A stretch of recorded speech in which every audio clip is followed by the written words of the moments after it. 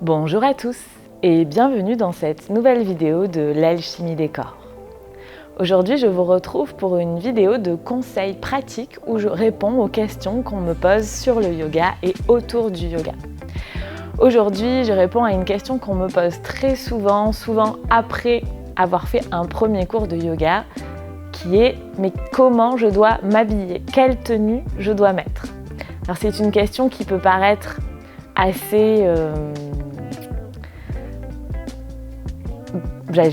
pas bête, mais on se dit oui, quand je fais du yoga, il faut juste que je mette un truc large, ou un jogging. Et en fait, quand on a fait son premier cours de yoga, souvent on se rend compte que c'est un peu plus compliqué que ça. Alors je vais d'abord parler des tenues pour les femmes et ensuite des tenues pour les hommes. Donc en effet, la chose la plus importante, que vous soyez un homme ou une femme, c'est d'avoir une tenue, surtout en bas, d'avoir quelque chose de souple. Donc typiquement, on peut mettre un jogging en coton, mais on va essayer d'éviter les joggings en tissu, vous savez, où quand on écarte les jambes, là le tissu se tend entre les jambes et on sent que ça résiste. Bon, ça c'est, ou même des shorts en tissu, où quand on va ouvrir les jambes, on sent que le tissu résiste contre les jambes. Ça c'est pas très chouette parce que du coup on est limité dans nos mouvements par le tissu au lieu d'être limité par notre corps. C'est quand même un peu dommage. Ensuite, la deuxième chose qu'on voit souvent, surtout chez les femmes, c'est qu'on se dit je vais me mettre confortable, je vais faire du yoga et je vais mettre des choses très larges. Donc par exemple, mettre un sarouel en bas, un pantalon avec beaucoup de tissu ou bien un t-shirt qui m'est un peu trop grand parce que comme ça je serai confortable, je pourrai bien bouger. Alors ça en général, ça se passe pas bien. Tout simplement parce que quand on a par exemple un sarouel, donc quelque chose avec beaucoup de tissu, en pantalon, il y a plein de postures où on va être gêné dans les mouvements parce que le tissu va rester coincé sous une jambe, sous un pied et donc on va pas du tout arriver à bouger. Donc c'est un peu dommage. Et en haut, le problème des t-shirts trop grands, des t-shirts très cocooning, c'est que comme ils sont trop grands, quand on va faire notre premier chien tête en bas où on a la tête en bas, en général, on a le t-shirt qui descend vers la tête et on se retrouve en brassière ou alors on se retrouve à tenir son t-shirt en même temps qu'on fait un chien tête en bas, ce qui n'est pas du tout agréable. Donc pour les femmes, ce qu'on conseille en général, c'est d'avoir un pantalon donc souple, soit en coton, soit, alors après il y a plein de jolies marques qui font des jolies choses avec des produits recyclés, sans matière plastique ou bien avec du plastique recyclé, mais quelque chose qui soit souple, qu'on puisse étirer, donc ce qu'on appelle en général un legging. Un legging, par définition, c'est quelque chose qui est très près du corps, donc on n'est pas obligé d'avoir quelque chose très près du corps pour faire du yoga, mais par contre, on peut juste prendre donc un jogging en coton, mais pas quelque chose qui nous soit vraiment trop grand ou avec beaucoup de tissu, beaucoup de matière. Voilà, c'est le principe. Après, le legging n'est pas obligatoire. C'est vrai que ça reste quelque chose d'assez pratique. C'est pour ça que la majorité des gens en général mettent des leggings parce que c'est près du corps et donc on n'est pas gêné par le tissu. On dit même qu'on a comme une seconde peau. Et donc c'est vrai que c'est l'idée du yoga, de ne pas être gêné par ses vêtements. Ce qu'il faudra éviter, que vous soyez un homme ou une femme, souvent, du coup, quand on pense legging, quand on pense tenue avec de l'élastane, on se dit « Ah je vais prendre mon pantalon de running ou mon pantalon d'une activité que je fais à côté ». Alors ça peut être très bien, pour la matière ça va très bien. Par contre en général sur ce genre de tissu, d'habits, il y a des fermetures éclairs. Et notamment pour les femmes, il y a une fermeture éclair en bas du dos, derrière, vous savez, pour mettre la clé. Alors c'est très pratique quand on court. Par contre pour le yoga, c'est pas top parce que du coup quand on est allongé sur le dos, souvent on a la fermeture éclair qui nous presse dans le bas du dos, qui appuie et donc c'est pas très agréable.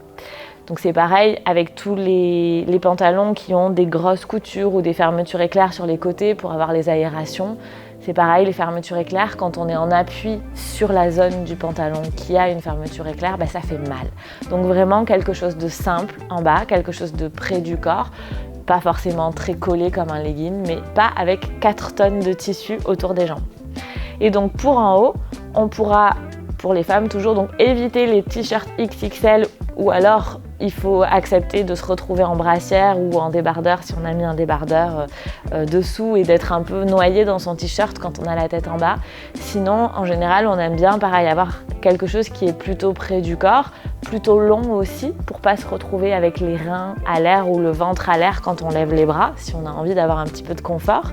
En général, les leggings montent assez haut pour ça, pour que quand on lève les bras, on n'ait pas tout le ventre à l'air, surtout si c'est l'hiver.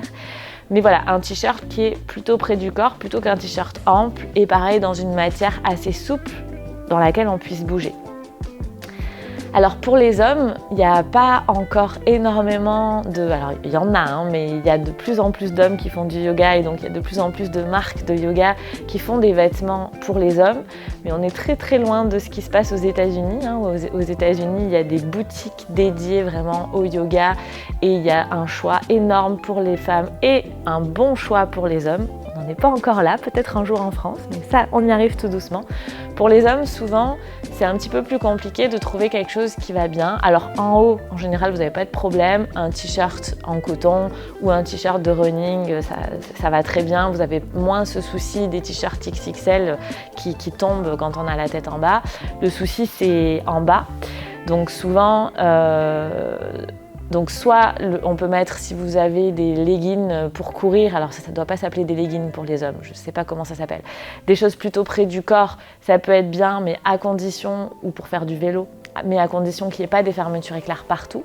Sinon ça fonctionne très bien aussi tout simplement le jogging en coton, le truc le plus simple du monde en coton, avec un peu d'élastane, qui est un petit peu souple.